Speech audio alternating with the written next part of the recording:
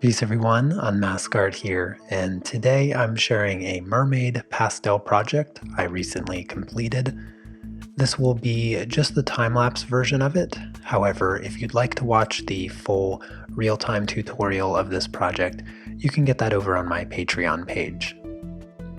This project and many more just like it are streamed every Tuesday and Thursday, so if you'd like to join in on the live tutorial streams and have access to hundreds of projects just like it, I will have a link for that in the video description.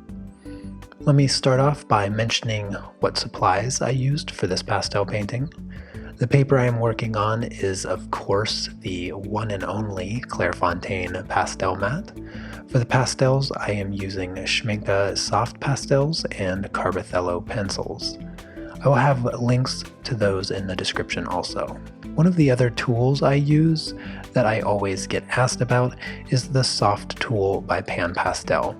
It's the little blue palette knife looking thingy I use to blend the pastels. Now, this is totally optional. You could blend with just your finger, but this spongy tool helps pick up extra dust, so I find it to be well worth it. And then you'll notice I am also using a masking film, and that is Frisket brand. And once I have my line art transferred onto my paper, I cover up the subjects with the masking film. After I have all the basic prep complete, I begin with the background. The background has two clearly separated areas, so I break them up and work on them one at a time. I find this method to make things much easier rather than trying to do everything all at once. I start with the bottom section, and you'll notice I put in a lot of directional lines. I do this to map out the light direction, knowing it will be covered in future layers. By doing this, I make sure my light looks correct across the entire painting. So all I really have to do is put in the right colors. After several layers, I smooth the area out with the soft tool I mentioned earlier. It's at this point I move up to the surface water. The distinction between these two areas is emphasized by the direction I apply the pastels. This is called textural contrast. The lower part of the water has a vertical directionality and the surface water is horizontal. Because of this, I make sure to work with the direction. So noting this difference influences the application process of the pastels.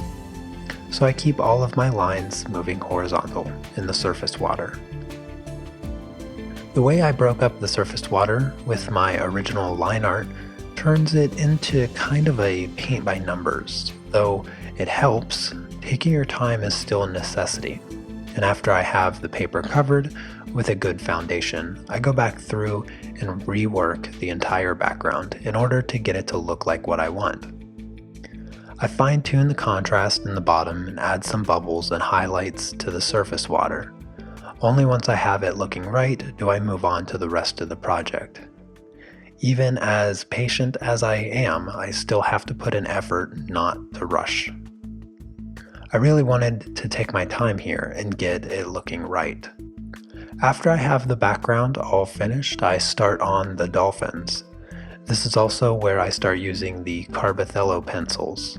The dolphins in the back are quite small and not really in focus, so keeping that in mind, I don't stress trying to make them look perfect. Instead, I just focus on getting the right contrast and colors. The third dolphin is a bit larger and has more visible detail. However, it also does not come completely into focus, so even then, I keep the lines soft to keep it looking slightly out of focus. The reason I do this is to later bring more attention to the mermaid herself. Now, the actual color process for the dolphins is quite simple, really. I use just gray and black to map out the values, and then afterwards I bring in the subtle colors to fit them into the scene. The reference photo for this project is a composite I created in Photoshop from about 5 different images, so the colors didn't match originally. To get the dolphins to fit into the picture, I incorporate the blues from the water so that they look like they belong. After I finish the dolphins, I move on to the mermaid's tailfin. This part was a bit harder than the dolphins. The difficulty here is that I wanted her fin to have a lot of bright fish colors, but I needed it to look natural. You can't just throw down the colors you want it to be. You have to take into consideration how the light of the scene will affect those colors. The process I took here was to first work with the colors unfiltered, so I just applied the pinks, yellows, greens, and blues as I wanted, and as you can see, they don't really work too well. But once I have those colors in, I start toning them to work in the blue light the scene has. It's kind of like color correction for photographs. And even though the colors are no longer pure, they begin to work in the scene. And after I have the colors right, I add some of the details like the refraction highlights and the shine on the fin. Once the fin is complete, I move on to the real challenge, the mermaid's upper body. My approach to this was to work the shadows and then the areas covered in highlights. I separated these two regions in my line art to make it easier. I start with the shadow areas, filling them with a variety of colors like brown, purple, and black. I also add a bit of blue from the water into it. I use the same colors on the face also. Not colors you would normally associate with skin, but the colors that work. I think that's what makes doing skin tones the most difficult. We always want to work with colors we associate with what we think the color is, rather than what the color really is. After putting in some of the details in the face, I continue on to the refraction highlights. This part of the project was probably the most difficult, but it can be broken up into sections to help get through it. So that is what I did. Like putting a puzzle together, I just added the shapes in slowly until they were all there. The last thing I did with this project was take a step back and polish the details. I call it the polishing stage, and it can either be really short or really long. Just depends on how much adjusting I feel like needs to be done. This is my favorite part of any project though, and changes are very subtle. And I find the process to be relaxing after spending hours covering up the paper in the first place. I've gotten the question many times, how do you know when something is complete? Well, there really isn't a clear answer to that question. For sure, after the polishing stage.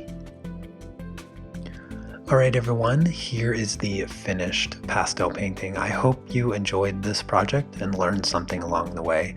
Please give it a thumbs up and a share for me. If you have any questions, let me know in the comments below. And if you want to learn even more from me, you can do that by joining me on Patreon, where you get to see these projects live streamed every Tuesday and Thursday. Also, don't forget to subscribe for more videos just like this. And I'll see you next time. Take care. Peace.